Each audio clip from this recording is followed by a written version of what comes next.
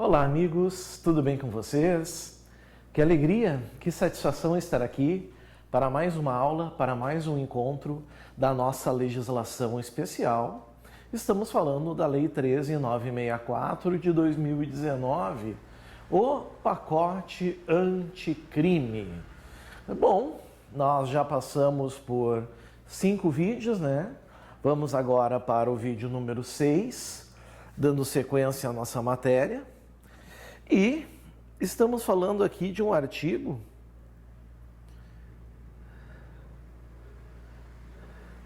Deixa eu só voltar para a Lei 13.964, está aqui. A gente entra agora no artigo 28A, ou seja, o Código de Processo Penal, ele tinha o artigo 28. O pacote anticrime incluiu uma variante, incluiu o artigo 28A. Vamos ver o que o artigo 28A diz para nós? Acompanhem comigo aqui. Olha só. Vejam que bacana. Não sendo caso de arquivamento. Não sendo caso de arquivamento. Ou seja, se o MP perceber que o fato não é crime, que não há prova de materialidade, que não há indícios de autoria, aí o motivo é o arquivamento e acaba, tudo se resolve. Então, o 28A, primeiro, não sendo o caso de arquivamento, e tendo investigado, confessado, formal e circunstancialmente a prática de infração penal. Então, vejam, primeira coisa, certo?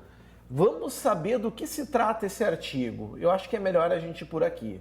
A gente está falando finalmente do chamado Acordo de Não Persecução Penal. Acordo de Não Persecução Penal, certo? Ou seja, é um acordo entre Ministério Público e réu para que não haja a ação penal.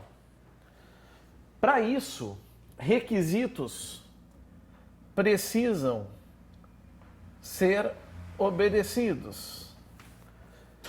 Primeiro, não pode ser caso de arquivamento. Se for caso de arquivamento, melhor, inclusive, né, para o investigado. Melhor para ele, certo? Segundo requisito, então esse é o primeiro. Segundo requisito, confissão, certo? Confissão. Quando fala em confissão formal, não quer dizer que é preciso assinar um termo de confissão. Pode ser uma confissão simplesmente oral, certo? E circunstancialmente, a prática de infração penal sem violência ou grave ameaça. Então não cabe acordo de não persecução penal em crime de roubo, em crime de extorsão, em crime de homicídio, em crime de lesão corporal, porque esses delitos todos envolvem violência ou grave ameaça, certo? E com pena mínima, cuidado na prova aqui, cuidado na prova, certo? Com pena mínima inferior a 4 anos. Pena mínima inferior a 4 anos. Os crimes têm pena mínima e pena máxima. A pena mínima não pode exceder a 4 anos. Se for 4 anos, não cabe acordo de persecução penal, porque está dizendo ali claramente, a pena tem que ser inferior. Agora vem o ponto importante. Meus caros, quem é que vai fazer, quem é que vai propor esse acordo de não persecução penal? Quem é que vai fazer a proposta? Quem é que vai dizer, olha, eu não vou adentrar com ação penal? Aqui está o cara, o Ministério Público. E por que o Ministério Público, pessoal? Simples, porque é o Ministério Público o titular da ação penal. Pelo menos da ação penal pública, que é o que nós estamos analisando aqui. Se é o Ministério Público o titular da ação pública, é evidente que é ele que poderá fazer a proposta. Então está aqui, poderá. Com o tempo, o pacote anticrime é recente, com o tempo se vai perceber que esse artigo vai se caracterizar como um direito subjetivo do acusado, ou seja, se vai entender que esse poderá que aqui está deve ser entendido como um deverá. Mas por enquanto nós temos dessa forma. Poderá propor acordo de não persecução penal, desde que necessário e suficiente para a reprovação e prevenção do crime, mediante as seguintes condições ajustadas. Ou seja, meus amigos, o acordo de não persecução penal, certo? Vai exigir do investigado algum ônus, algum encargo. Isso obrigatoriamente. Vai exigir dele algum ônus, algum encargo. Não há dúvida disso. Cumulativa quer dizer o quê? Pode ser todas as que vierem. Né? Cumulativa é o E. E a alternativa, que é o ou.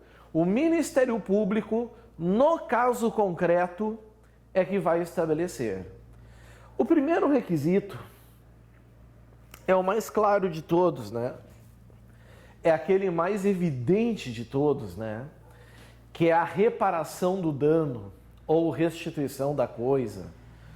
Por exemplo, um crime de furto, um crime de apropriação indébita, certo? Delitos dessa natureza. Nesses casos, pessoal, ok? É primordial o estelionato que se repare o dano, se restitua a coisa. Até porque, se não reparar e não restituir, se torna uma vantagem ilícita, né? Porém, tem a exceção, né? Exceto na impossibilidade de fazê-lo. Ou seja, é impossível fazer a reparação do dano. Talvez porque a coisa não tenha outra igual ou porque o indivíduo não tenha condições econômicas para tanto. Isso é o inciso 1.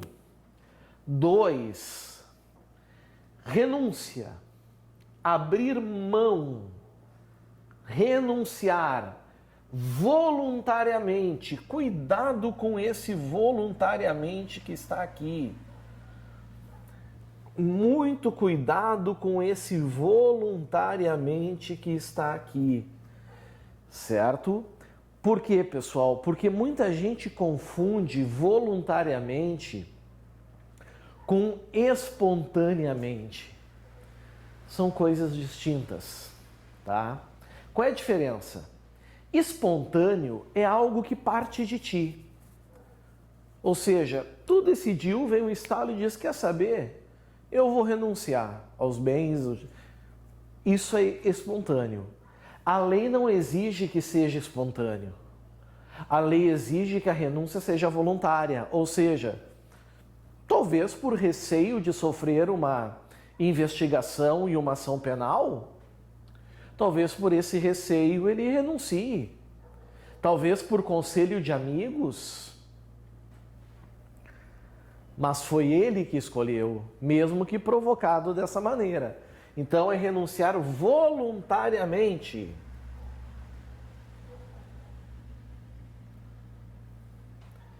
A bens e direitos indicados pelo Ministério Público como instrumentos, produto ou proveito do crime. Aqui está. Certo? Cuidado em relação a isso. O inciso 3, na verdade, é uma pena restritiva de direitos. É a pena restritiva de direitos mais conhecida de todas, na verdade, que é a famosa prestação de serviços à comunidade, né? Então diz aqui, prestar serviço à comunidade ou a entidades públicas por período, e é isso que os senhores precisam saber para a prova, por período correspondente à pena mínima cominada ao delito. Então, se o crime, por exemplo, tem pena de 2 a 12, ora, vejam, a pena mínima é inferior a 4. Cabe acordo de não persecução penal, certo? Então, no mínimo, por enquanto, nós temos o quê? 2 anos de prestação de serviço à comunidade, diminuída de 1 a 2 terços. Vai se pegar o 2, vai reduzir de 1 a 2 terços e vai ser o período de prestação comunitária, alternativa ou cumulativa com a reparação do dano. Em local a ser indicado pelo juízo da execução, certo? É que assim, pessoal, vejam, nós estamos numa fase investigatória, e aí nós vamos estar na fase do juiz das garantias, mas quando está suspenso é um juiz normal. Depois que não tiver suspenso é o juiz das garantias, depois é o juiz da instrução e julgamento, tá? Mas quando se trata de pena, como por exemplo prestação de serviços comunitários, que é a prestação de serviços à comunidade, a coisa é diferente. Porque aí nós temos o juízo da execução penal, que vai executar essa medida, tá? Na forma do artigo 46 do Código Penal, que aqui, claro, não nos interessa. Dando sequência, temos ainda uma quarta condição: pagar prestação pecuniária. Quando a gente fala em prestação pecuniária,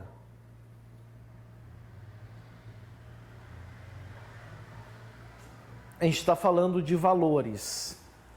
E aí muita gente confunde prestação pecuniária com multa.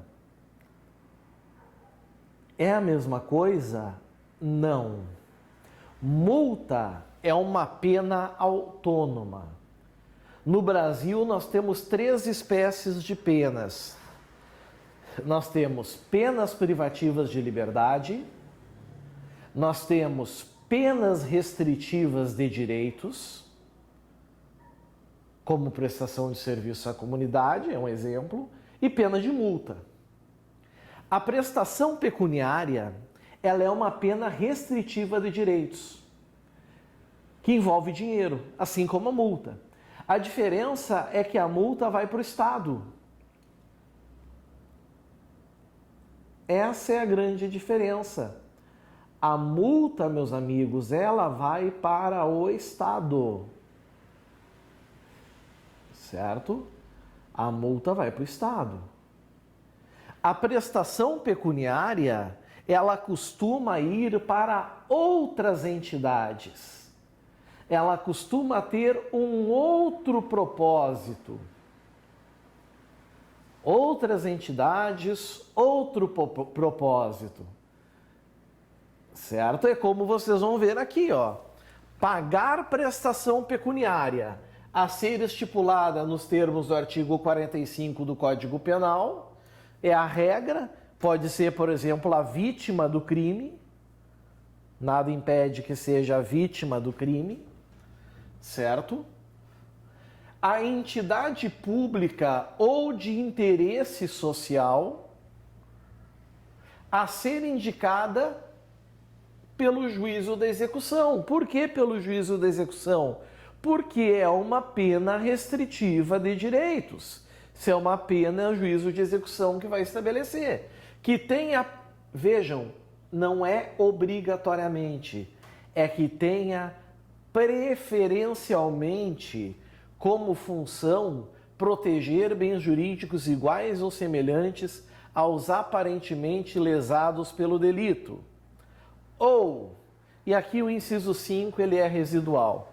Aqui o inciso 5 é um requisito subjetivo.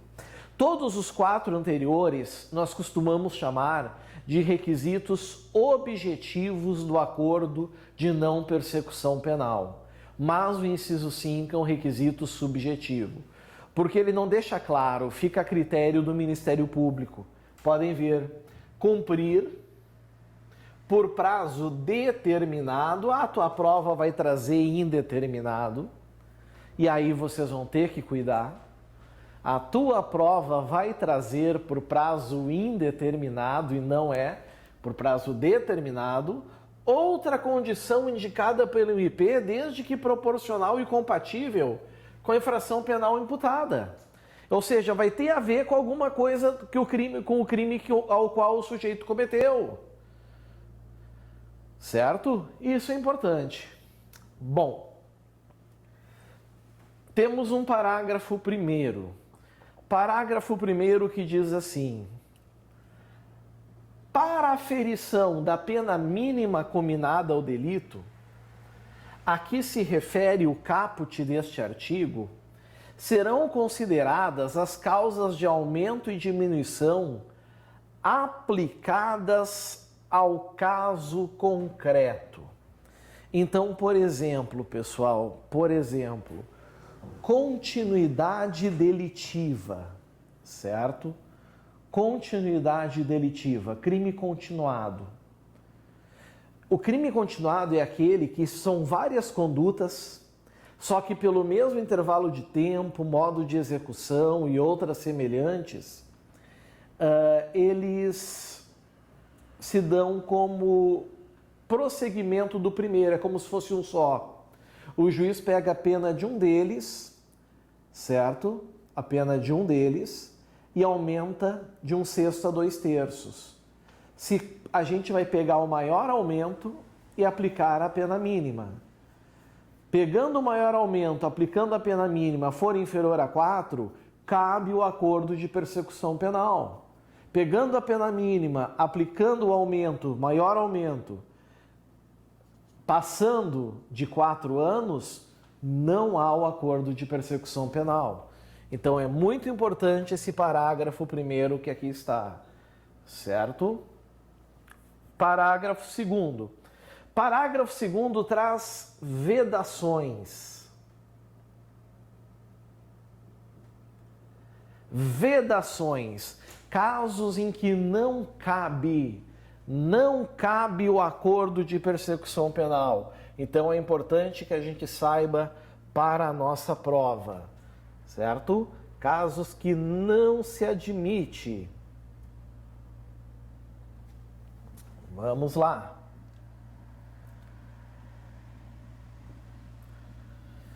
Vejam, o disposto no caput desse artigo não se aplica nas seguintes hipóteses. Não se aplica nas seguintes hipóteses.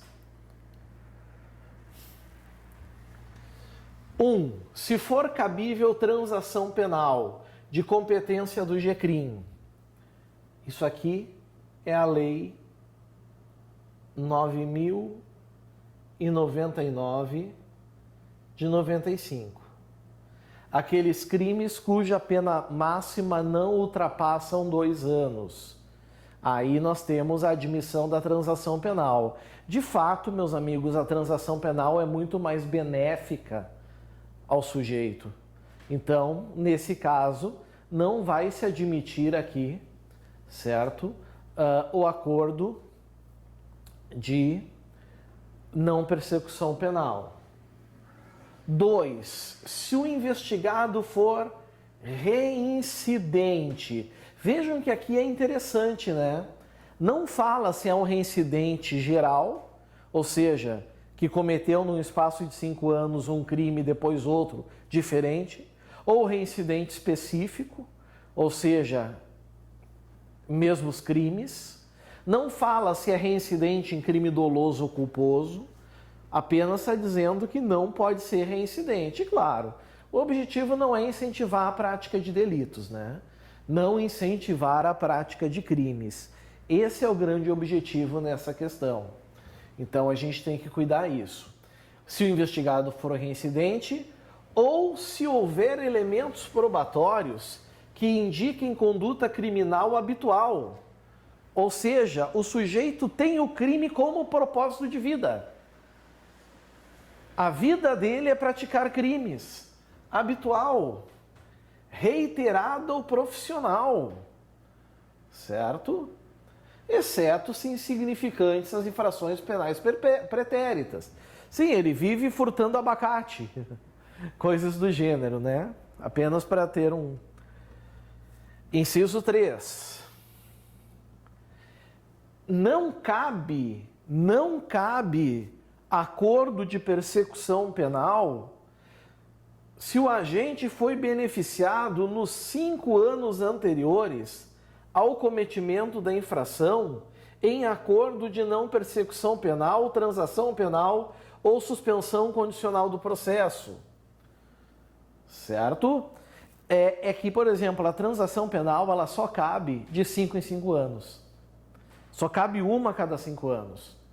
A suspensão condicional do processo pode caber em outras situações, mas pro acordo de não persecução não pode, se em 5 anos já foi feita uma, certo?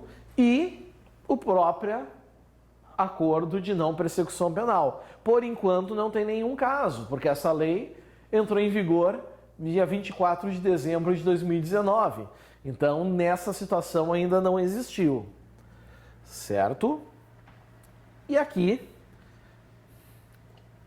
Lei Maria da Penha. Lei Maria da Penha. Nos crimes praticados no âmbito de violência doméstica ou familiar, ou praticados contra a mulher por razões da condição de sexo feminino em favor do agressor. Isso aqui, toda nova lei que está vindo agora está protegendo a mulher nesse âmbito, nesse contexto, né? Não seria diferente com a lei de acordo de não persecução penal. Seguindo,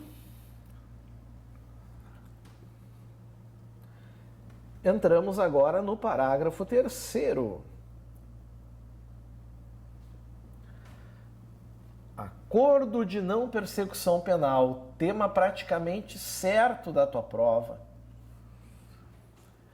O acordo de não persecução penal será formalizado por escrito. Ah, professor, não tinha dito que poderia ser formal? Formal é a confissão, pessoal. O acordo é formalizado por escrito. Está aqui. E será firmado pelo membro do MP, ou seja, o membro do Ministério Público vai assinar, o investigado vai assinar e o seu defensor vai assinar. Os 3 vão assinar.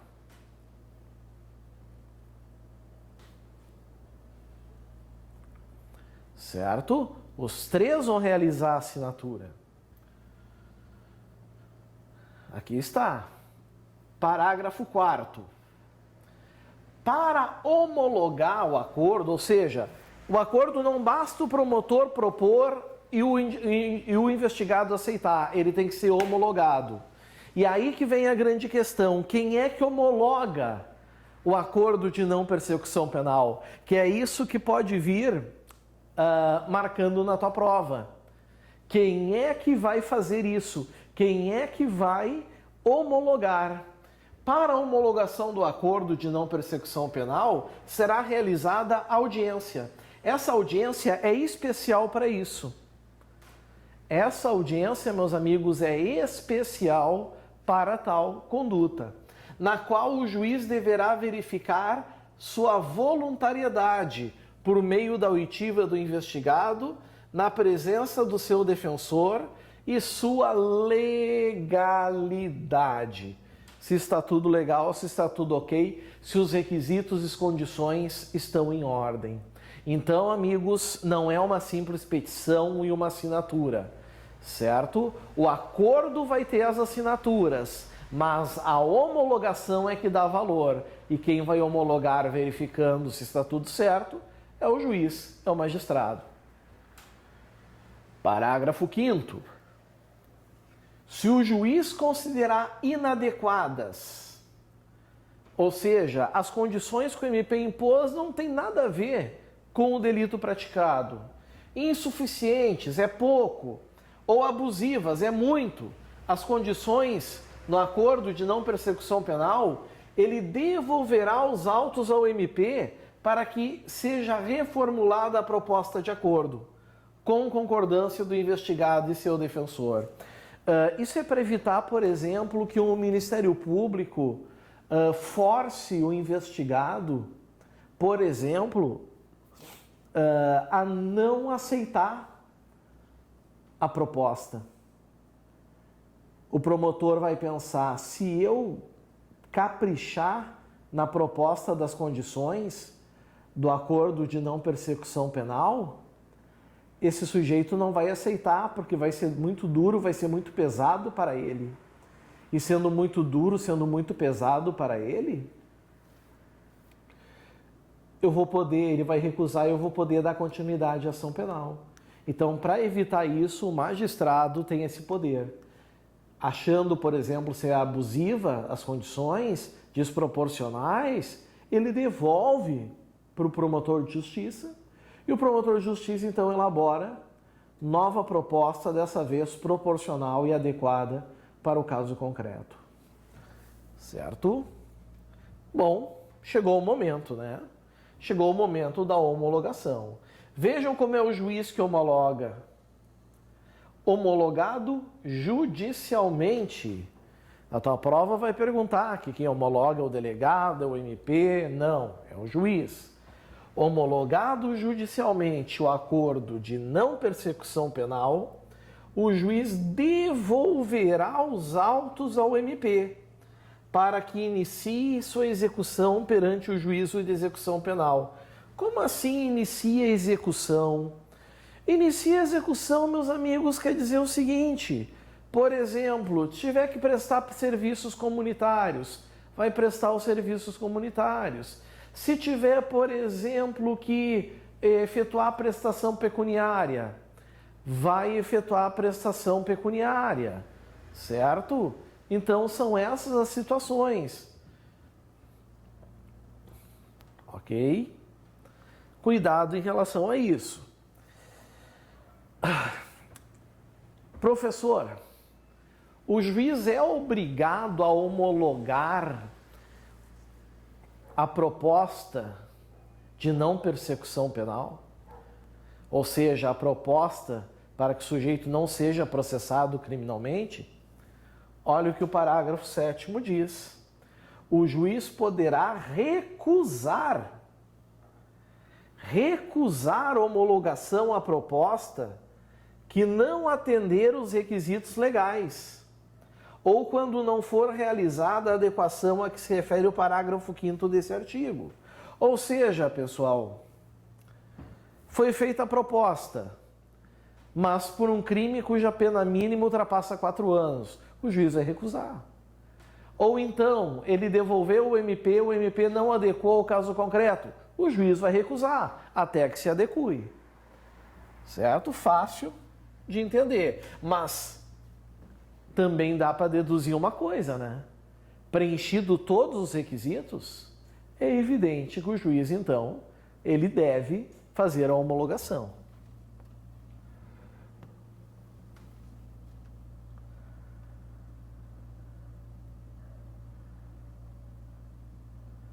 Bom, o que vai acontecer agora com a recusa a essa homologação?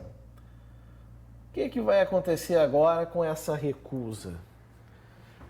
Recusada a homologação. O juiz, ele não tem outra escolha, ele não tem o que fazer, ele vai ter que devolver os autos para o Ministério Público, certo? Para que o Ministério Público analise o quê? A complementação das investigações ou o oferecimento da denúncia.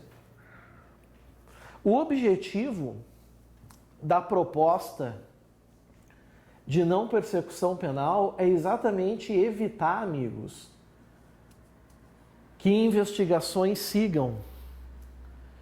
É evitar que investigações continuem.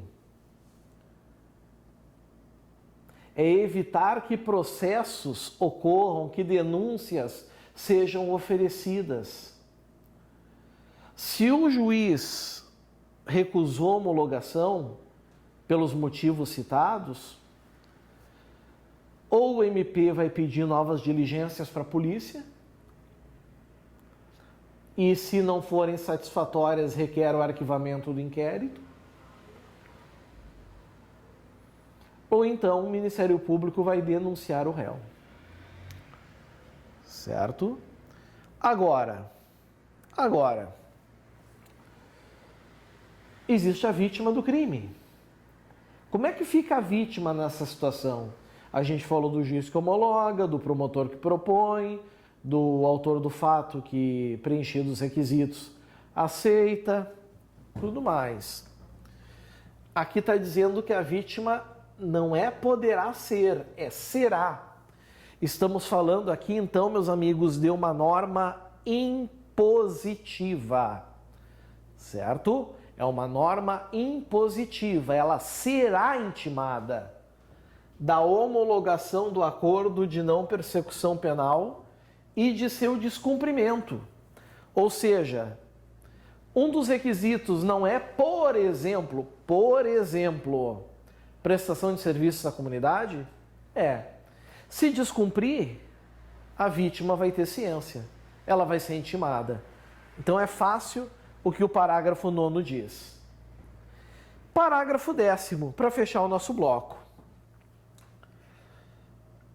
Descumpridas quaisquer das condições,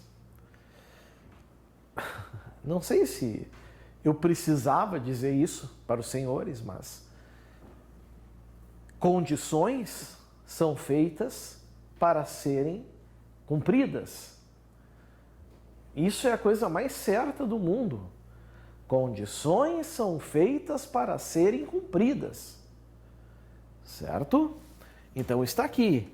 Descumpridas quaisquer das condições estipuladas no acordo de não persecução penal, o MP deverá comunicar ao juízo para fins de sua rescisão e posterior oferecimento de denúncia.